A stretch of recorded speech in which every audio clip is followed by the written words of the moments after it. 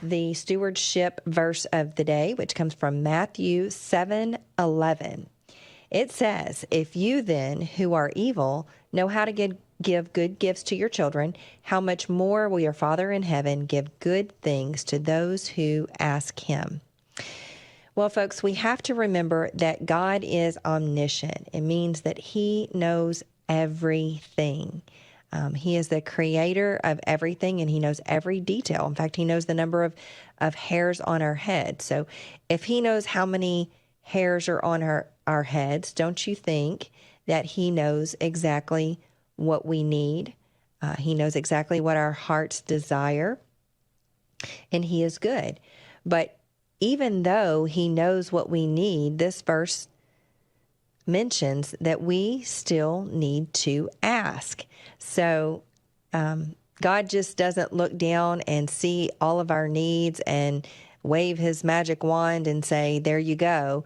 He wants us to know what we want. He wants us to know what we need, and he wants us to recognize that he has the power and the ability to provide those things for us, and he wants us to trust him to do those things. And we can trust him because he is a good God. He won't give us things that are out of line with his will. So it's not like a vending machine where we can just go up and put in our time, put in our prayers, and get out whatever we so desire. It's just like with young kids. You know, Seth and I both have young kids. If they, if your 3-year-old asks to play with knives, or, you know, my 10 or 12-year-old decides that they want to eat candy for every meal, we're going to say no. Yep. Because we have a little bit of wisdom, and we know the danger that is inherent in those things. And it would be good for us if we would realize that no is sometimes the most loving answer to prayers that we may offer up.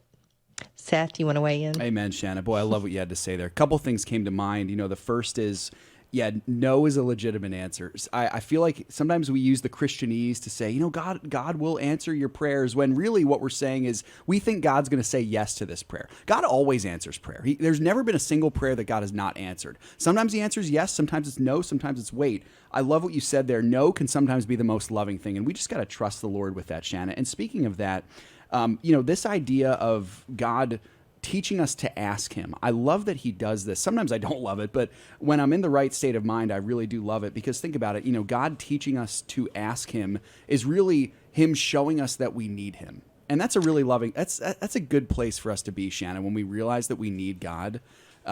That's exactly where he wants us to be, because he's the one who provides our needs. I remember one time when I was in a place where I was kind of at a crossroads in my life, and I was praying about some very important decisions. And, you know, one of the things that God showed me, he literally gave me a visual in my mind of an X-ray. And it was an X-ray of a rib cage, and I could see the heart in there. And so I started to ask God what that was all about. And he said, I already know what's there. He said, I want you to know what's there, kind of as a precursor to him answering my prayer, which he did answer in a very, very great way. But God already knows what's there. He knows what we need. It's important for us to understand